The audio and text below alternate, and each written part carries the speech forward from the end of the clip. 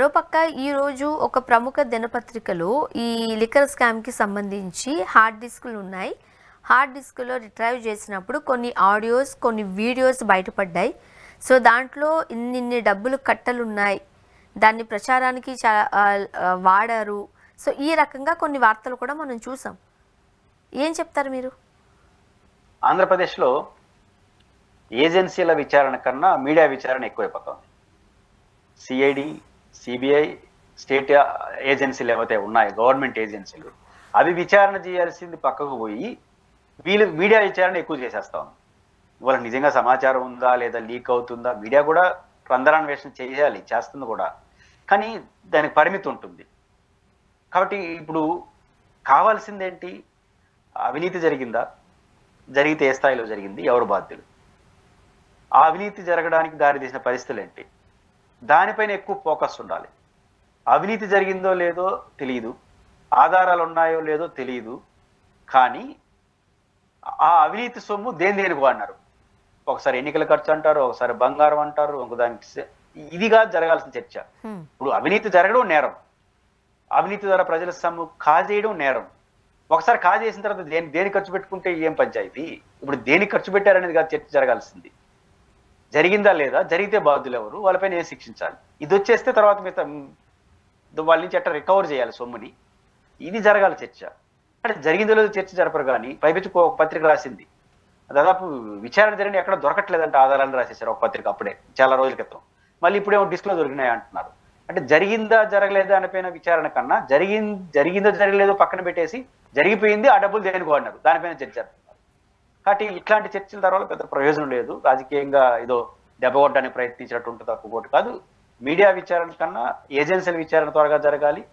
దేనికి వాడారు డబ్బులు అనే దానికన్నా జరిగిందా లేదా దాని మీద వాడితే దేనికి వాడినా తీసుకోవచ్చు డబ్బులు. ఇప్పుడు ఆడియోస్ వల్ల, వీడియోస్ వల్ల జగన్మోహన్ రెడ్డి గారికి ఏదైనా ఉచ్చు బిగిసే అవకాశం ఉందా అంటారా? జగన్మోహన్ రెడ్డి గారికి ఇందులో ఏ పాత్ర ఉండే అవకాశం కనపడట్లేదు. ఎందుకు కనపడట్లేదంటే ఇది రాజకీయ విమర్శలు కనిపిస్తున్నాయి తప్ప పాలసీలో ఏముంది, దాని జగన్ గారి పాత్ర ఎలా ఉంటుంది, ఎవరైతే డీలర్స్ కావాలన్నారో, డిస్ట్రిబ్యూటర్స్ ఉన్నారో వాళ్ళ నుంచి జగన్ గారికి ఏమైనా డబ్బులు అందినాయా, ఇవన్నీ నిరూపిత కావాలి. ఓకే, మనకు రాజకీయ విమర్శలు ఏంటంటే కుదరదు. కాబట్టి దాంట్లో ఆడియో ఏముంటాయి? నేను జగన్ గారికి ఇచ్చాను, ఒక ఆడియో ఇచ్చింది అనుకోండి, జగన్ గారు దాని ఆధారంగా ఏం చేస్తావు? ఇట్లా ఆడియో రికార్డులు ఏం పనికిరావు. కాబట్టి రెండోది పైపెచ్చు ఎవరైతే ఇప్పుడు అరెస్ట్ చేసినారో వారు పోలీసుల ముందు ఇచ్చే వాంగ్మూలం కూడా ఆధారంగా చూడొద్దు అంటుంది కోర్టు. అరెస్ట్ అయిన నిందితులు లోపల ఉన్నారు కదా, వాళ్ళు పోలీసుల ముందు ఇచ్చే స్టేట్మెంట్ ఆధారంగా తీసుకోము, జడ్జి ముందు ఇచ్చిన స్టేట్మెంట్ని ఆధారంగా తీసుకుంటామని సుప్రీం కోర్టు తీర్పులు ఉన్నాయి. కాబట్టి ఆయన ఆడోలు ఏం మాట్లాడుకున్నాడు, ఈయన ఆడో, ఇవన్నీ దొరికే పని కాదు. కాబట్టి ఇవన్నీ ప్రచారం చేయడానికి, నెత్తిన రాళ్ళేయడానికి పనికొచ్చే సబ్జెక్ట్ తప్ప దీనివల్ల జగన్మోహన్ రెడ్డి గారికి ఏదో అవుతుంది అనుకుంటే అది పొరపాటు. అండ్ మరీ ముఖ్యంగా అదే వార్తాపత్రికలో టీడీపీ వాళ్ళు జగన్మోహన్ రెడ్డి గారికి భయపడుతున్నారు. ఇది కూడా మనం ఒక ఆలోచించాల్సిన విషయమే అంటారా ఏపీలో రాజకీయాల్లో? ఒక పత్రిక, బహుశా ఏబీఎన్ ఆంధ్రజ్యోతి అనుకుంటాను, వారు తొలి పలుకులు ఇట్లాంటి రెగ్యులర్ రాస్తుంటారు కదా, దాంట్లో ఒక హెచ్చరిక చేశారు. 1 year అయిపోయింది, 1 year అవుతాను, ఇంకా 4 ఏళ్ళ అధికారం ఉంది, అయినా జగన్మోహన్ రెడ్డి గారు బెదరకొడేస్తున్నాడు తెలుగుదేశం పార్టీని, భయపడిపోతున్నారు, మళ్ళీ జగన్ వస్తే మా పరిస్థితి ఏందని భయభ్రాంతులకు గురవుతున్నారు ఎవరు? తెలుగు అధికార పార్టీ శ్రేణులు. అందువల్లనే జగన్మోహన్ రెడ్డి గారు ఏమన్నా అన్నా కూడా ఆయన పైన విమర్శించడానికి మంత్రులు కూడా భయపడిపోతున్నారు, అధికారులు కూడా గందరగోళంలో ఉన్నారు అనేది నాకు అర్థమైనంత మేరకు వాళ్ళు రాసేది. నిజంగా ఇది జరిగి ఉంటే, ఇదే జరుగుతుంటే భయం అనే దానికన్నా ముందు జాగ్రత్తలు.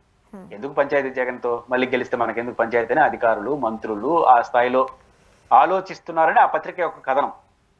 అది నిజమై ఉంటే మాత్రం దానికి బాధ్యులు ఎవరు అంటే ఇద్దరు. ఒకటి రాధాకృష్ణ గారు, రెండో చంద్రబాబు నాయుడు. ఎందుకంటే మీరే అది బెదరగొడతా ఉండేది, జగన్ గారు బెదరగొడుతున్నాడు. అధికారంలోకి వచ్చిన నెల నుంచి మళ్ళీ జగన్ వస్తే పరిస్థితి ఏంటి? ఎవరు మాట్లాడింది ఈ చర్చని? మా నిద్రమే మాట్లాడింది. రోజు డిబేట్ల మీద డిబేట్లు పెట్టి మళ్ళీ జగన్ వచ్చేస్తారంట అని మీరే చెప్తారు. మళ్ళీ చంద్రబాబు నాయుడు గారు పారిశ్రామికలంతా నన్ను అడుగుతున్నారు, మళ్ళీ జగన్ వస్తే మా పరిస్థితి ఏందని అడుగుతున్నారు, మమ్మల్ని బాండ్ పేపర్ మీద రాసేయమంటున్నారు రాడని అని ఆయన అంటాడు.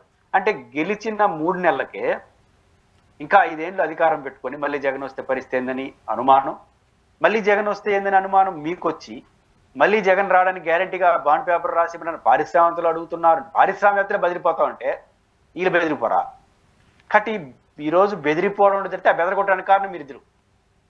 కాబట్టి మీరు ఇట్లాంటి విశ్లేషణ చేస్తే ఏమవుతుంది? ఏమో జరుగుతుంది, మనకెందుకు కర్మ అనుకుంటారు ఎవడైనా. రెండోది, పత్రికల్లో ఏం రాస్తారు? జిల్లా కలెక్టర్గా ఒక ఆయన్ని పెట్టారు, ఆయన గతంలో జగన్తో మాట్లాడినాడు. పలానా జాయింట్ కలెక్టర్ పెట్టారు, ఆయన గతంలో ఎల్ఐతో మాట్లాడినాడు. రోజు ఇదే కదా వార్తలు. దాంతో ఒకసారి చూస్తారు, 2 సార్లు చూస్తారు, 3 సార్లు అయితే ఏంటి అంటారు. కాబట్టి మనం బెదరగొట్టి మనం ప్రయత్నమైన విశ్లేషణలు చేసేసి చివరికి ఇప్పుడు వాళ్ళు బెదిరిపోతున్నారు కదని, బెదిరిపోతున్నారంటే బెదిరిపోరు, ముందు జాగ్రత్తలు తీసుకుంటారు. మనకెందుకు, వాళ్ళు తప్పులు పడతారని వీళ్ళు తప్పులు పడతారు. కాబట్టి ఈరోజు మంత్రులు మాట్లాడలేని పరిస్థితి వచ్చినా, ఇంకోటి మాట్లాడలేని పరిస్థితి వచ్చినా దానికి మీరు బెదరగొట్టడమే కారణమైంది. ఇప్పుడు దానికి తోడు జగన్మోహన్ రెడ్డి గారు మొండిగటం. జగన్మోహన్ రెడ్డి గారు బెదరగొట్టడం కన్నా మీరు బెదరగొడైనారు. ఆల్రెడీ జగన్మోహన్ రెడ్డి గారు మళ్ళీ మీకు గుర్తుంటే 1-2 నెలల నుంచి జగన్ గారు మాకు ఒక రోజు వస్తుంది, 5 ఏళ్ళు ఎంతసేపు కళ్ళు మూసుకొని కళ్ళు చేసినప్పుడు జరిగిపోతుంది, ఏం భయపడుతుంది మాట్లాడినాడు కదా. అప్పుడు ఊరు బెదిరిపోలా తెలుగుదేశం పార్టీ. ఎప్పుడు బెదరకూడదు, జగన్మోహన్ రెడ్డి బెదిరించినప్పుడు బెదిరిపోలా. వీళ్ళు ఇట్లా రాస్తారు వరుస కదా, మళ్ళీ వస్తాడంట, మళ్ళీ వస్తే పరిస్థితి ఏందని మాట్లాడినప్పుడు మన అధ్యక్షుడు మనకు అనుకూలంగా ఉండేదే మాట్లాడుతున్నప్పుడు జగన్ గారి మాటలు విలువ పెరిగిపోతుంది. 2.0 రప్ప ఇవన్నీ ఎందుకు ఎక్కువగా భయపడతారంటే ఆల్రెడీ గ్రౌండ్ మనం ప్రిపేర్ చేసి పెట్టాం కాబట్టి భయపడుంటే నేను చెప్పలేను. కాబట్టి అది భయం తప్పు అనుకుంటే అది మీరే కారణం. ఇంకా మీరు భయపెట్టుకున్నామంటే జగన్ భయం కొంతమేరకే పనిచేస్తుంది. మీరు భయపెట్టి జగన్ భయపెట్టారంటే బీభత్సంగా ఉంటుంది.